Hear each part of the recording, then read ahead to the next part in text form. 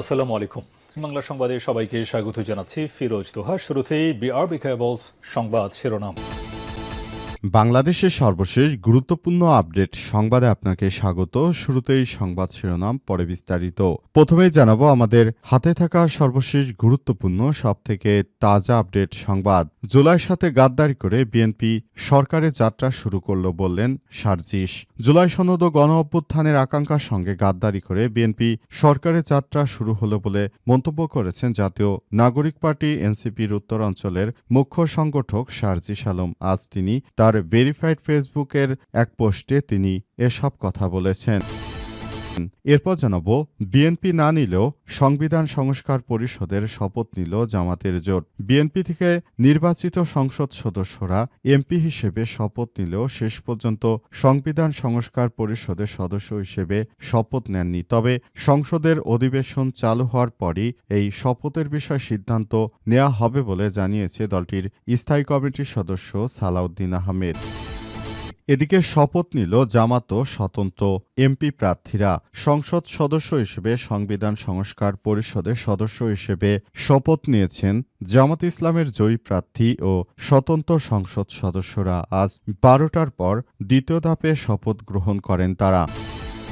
এবারে জানাবো, নূর প্রতিমন্ত্রী হিসেবে মনোনীত কিছুটা হলেও প্রশান্তি পাচ্ছি বললেন রাশেদ খান। গণ অধিকার পরিষদের সভাপতি ও পটুয়াখালী ৩ আসনের নবনির্বাচিত সংসদ সদস্য নুরুল হক নূরকে বাংলাদেশ শ্রম ও কর্মসংস্থান এবং প্রবাসী কল্যাণ ও বৈদেশিক কর্মসংস্থান মন্ত্রণালয়ের প্রতিমন্ত্রী হিসেবে দায়িত্ব দেওয়া হয়েছে বলে জানিয়েছেন রাশেদ খান। আজ ফেব্রুয়ারিতে এক ফেসবুক পোস্টে তিনি এসব তথ্য জানিয়েছেন এবং তার সহযোদ্ধাকে অভিনন্দন জানিয়েছেন। এবং সর্বশেষ জানাবো, গণ অভ্যুত্থানের সেই আইকনিক জার্সিতে সংসদে হাসনাত আব্দুল্লাহ। জুলাই গণ অভ্যুত্থানের সেই আইকনিক জার্সি পরেই সংসদ সদস্য হিসেবে শপথ নিয়েছেন হাসনাত আব্দুল্লাহ। আজ জাতীয় নাগরিক পার্টি এনসিপির অন্যান্য সংসদ সদস্যদের সঙ্গে সংবিধান সংস্কার পরিষদের সদস্য হিসেবে উভয় শপথই নিয়েছেন হাসনাত আব্দুল্লাহ। প্রিয় দর্শক, এতক্ষণ শুনছিলেন সংবাদ শিরোনাম, এবারে বিস্তারিত। তবে তার আগে বন্ধুরা অনুরোধ থাকবে, এই সংবাদটিতে একটি লাইক দিন।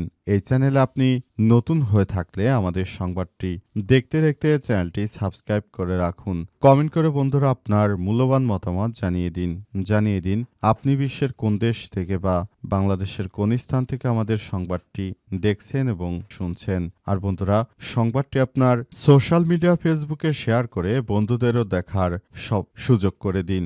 গাজা যুদ্ধে আপনি যদি নিরীহ ফিলিস্তিনিদের ভালোবেসে থাকেন, কমেন্টে ইয়েস লিখে পুরো বিশ্বকে জানিয়ে দিন। এবারে বিস্তারিত। জুলাইয়ের সাথে গাদ্দারি করে বিএনপি সরকারের যাত্রা শুরু বললেন সার্জিস আলম। জুলাই সনদ গণ অভ্যুত্থানের আকাঙ্ক্ষার সঙ্গে গাদ্দারি করে বিএনপি সরকারের যাত্রা শুরু হয়েছে বলে মন্তব্য করেছেন এনসিপির উত্তরাঞ্চলের সংগঠক সার্জিস আলম। আজ তিনি তার ভেরিফাইড ফেসবুকের পাতায় দেয়া পোস্টে এসব কথা বলেছেন। উল্লেখ্য, ত্রয়োদশ জাতীয় সংসদ নির্বাচনে পঞ্চগড় ১ আসনে সার্জিস আলম হেরেছেন। মূলত সংসদ ভবনে বিএনপির নির্বাচিত সংসদ সদস্যের শপথ অনুষ্ঠান শুরুর আগে দলীয় এমপিদের উদ্দেশ্যে বিএনপির স্থায়ী কমিটির সদস্য সালাউদ্দিন আহমেদ জানান, তারা আজ সংবিধান সংস্কার পরিষদের শপথ নিচ্ছেন না। সালাউদ্দিন আহমেদ সাদা ও নীল রঙের দুটি ফরম হাতে নিয়ে বলেছেন, আমরা কেউ সংবিধান সংস্কার পরিষদের সদস্য নির্বাচিত হইনি এবং সংবিধানে এখনও এটা ধারণ করা হয়নি। গণভোটের রায় অনুযায়ী সংবিধান সংস্কার পরিষদ গঠিত হলে সেটা সংবিধানের আগে ধারণ করতে হবে এবং সংবিধান সংস্কার পরিষদের সদস্যকে কে শপথ নেওয়াবেন সেটার বিধান করতে হবে। এমন ফরম সংবিধানের তৃতীয় তফসিলে আসবে। সেগুলো সাংবিধানিকভাবে সংসদে গৃহীত হওয়ার পরে সংবিধান সংস্কার পরিষদের সদস্যদের শপথ নেওয়ার বিধান করা যাবে। আমরা সংবিধান মেনে এ পর্যন্ত চলেছি, আশা করি সামনের দিনেও চলব। উল্লেখ করে তিনি আরও বলেছেন, আমি মাননীয় চেয়ারম্যানের নির্দেশে ওনার পরিস্থিতিতে আমাদের দলীয় সিদ্ধান্ত জানালাম। বিএনপি না নিলেও সংবিধান সংস্কার পরিষদে শপথ নিল জামাত ইসলাম। বিএনপি থেকে নির্বাচিত সংসদ সদস্যরা এমপি হিসেবে শপথ নিলেও শেষ পর্যন্ত সংবিধান সংস্কার পরিষদের সদস্য হিসেবে শপথ নেননি। তবে সংসদে অধিবেশন চালু হওয়ার পর এই শপথের বিষয়ে সিদ্ধান্ত নেওয়া হবে বলে জানিয়েছে দলটির স্থায়ী কমিটির সদস্য সালাউদ্দিন আহমেদ। আজ জামাত ইসলামী, জাতীয় নাগরিক পার্টি সহ 11 দলীয় জোটের নির্বাচিতরা সংসদ সদস্য ও সংবিধান সংস্কার পরিষদের সদস্য হিসেবে দুটি শপথই নিয়েছেন। এমপি হিসেবে শপথের আগে সংসদ ভবন এলাকায় দলীয় অবস্থান জানিয়েছিলেন দলটির স্থায়ী কমিটির সদস্য সালাউদ্দিন আহমেদ। এর আগে নবনির্বাচিতদের দুটি শপথের প্রস্তুতি নিয়ে রেখেছিল জাতীয় সংসদ সচিবালয়। গণভোটে হ্যাঁ জয়ী হয় এখন জুলাই জাতীয় সনদ সংবিধান সংস্কার বাস্তবায়ন আদেশ অনুযায়ী ত্রয়োদশ জাতীয় সংসদ নির্বাচনে নির্বাচিত প্রতিনিধিদের সমন্বয়ে একটি সংবিধান সংস্কার পরিষদ গঠিত হওয়ার কথা। সেই হিসেবে নির্বাচিতরা প্রথমে সংসদ সদস্য হিসেবে এবং এরপর সংবিধান সংস্কার পরিষদের সদস্য হিসেবে শপথ নেয়ার কথা। কিন্তু বিএনপি থেকে নির্বাচিত 209 জন সংসদ সদস্য সংবিধান সংস্কার পরিষদের সদস্য হিসেবে শপথ নেননি। সংশ্লিষ্ট ব্যক্তিরা বলেছেন, আজ বিএনপির সংসদ সদস্যরা সংবিধান সংস্কার পরিষদের সদস্য হিসেবে শপথ না নেওয়ায় শুরুতেই হোঁচট খেল অন্তর্বর্তীকালীন সরকারের নেওয়া সংস্কার কার্যক্রম। এতে নতুন রাজনৈতিক সংকটও তৈরি হতে পারে। অর্থাৎ বিএনপি তারা আসলে এই সংবিধান সংস্কার প্রক্রিয়ায় প্রথম দিকেই তারা এটি না নিয়ে মূলত তারা একরকম নতুন সমস্যার সৃষ্টি করেছে। তাদের এই কর্মকাণ্ডে পুরো দেশবাসী এখন অনেক বেশি হতাশার মধ্যে পড়েছে। কারণ তারা যে কর্মকাণ্ড আসলে সামনের দিকে এগিয়ে নিয়ে যাওয়ার ব্যাপারটি নিয়ে তারা যেভাবে কথা বলছে সেটি খুবই দুঃখজনক একটি ব্যাপার হয়ে দাঁড়িয়েছে। গণভোটে যেহেতু হ্যাঁ ভোট জয়যুক্ত হয়েছে, সুতরাং এখনই তাদের এসব বিষয় নিয়ে কাজ করা উচিত ছিল, কিন্তু তারা বিষয়টি না করায় অনেক বেশি সমস্যা তৈরি হতে পারে এমনটা মনে করা হচ্ছে। শপথ নিল জামাত ও স্বতন্ত্র প্রার্থীরা।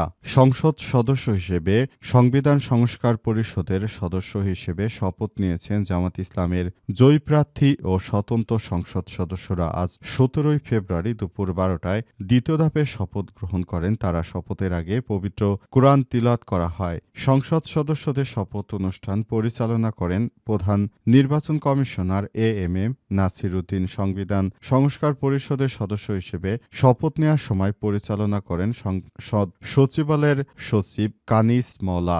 যদিও এর আগে সকালে শপথ না নেয়ার কথা বলেছিলেন জামাতের একজন শীর্ষ নেতা।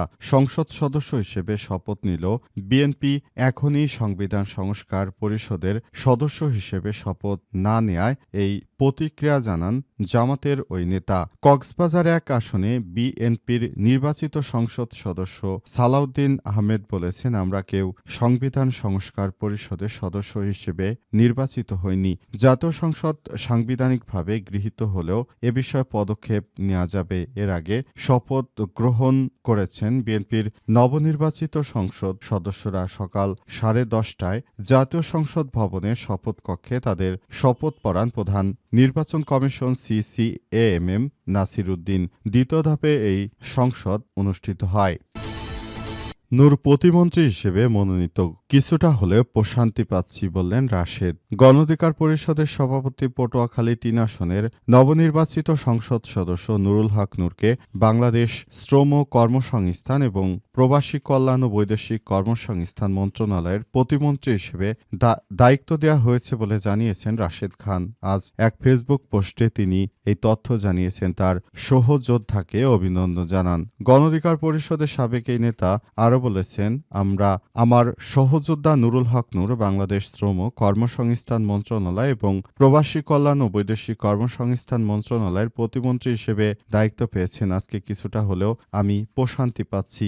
আমার মিশনও বলা যায় শেষ হয়েছে। তিনি আরও বলেন, বিশেষ ধন্যবাদ জানাই একেএম ওয়াহিদুজ্জামান স্যারকে। নুরুল হক নূর প্রতিমন্ত্রী হওয়ার পেছনে তার বিশেষ প্রচেষ্টা, আন্তরিকতা রয়েছে। তার সাহস ও অনুপ্রেরণায় আমি সব সবসময় চেষ্টা করেছি গণ অধিকার পরিষদের থেকেও তারপর সর্বোচ্চ তাকে সহযোগিতা করতে। আমি মনে করি যে এই ধরনের কার্যক্রম আসলে সবকিছু করতে হবে এবং এই কার্যক্রমটি সবাই একসঙ্গে তারপর কাজ করে নতুন একটি সমৃদ্ধির বাংলাদেশ গড়ে তোলার মধ্য দিয়ে এখন থেকে সবাইকে নিয়ে আমরা সেভাবেই কাজ করছি বলে জানানো হয়েছে এবং পুরো বিষয়টি অত্যন্ত জটিলভাবে হলেও সেটি এখন দেখা যাচ্ছে এবং এ বিষয়ে আসলে সবাইকে নিয়ে কাজ করতে হবে।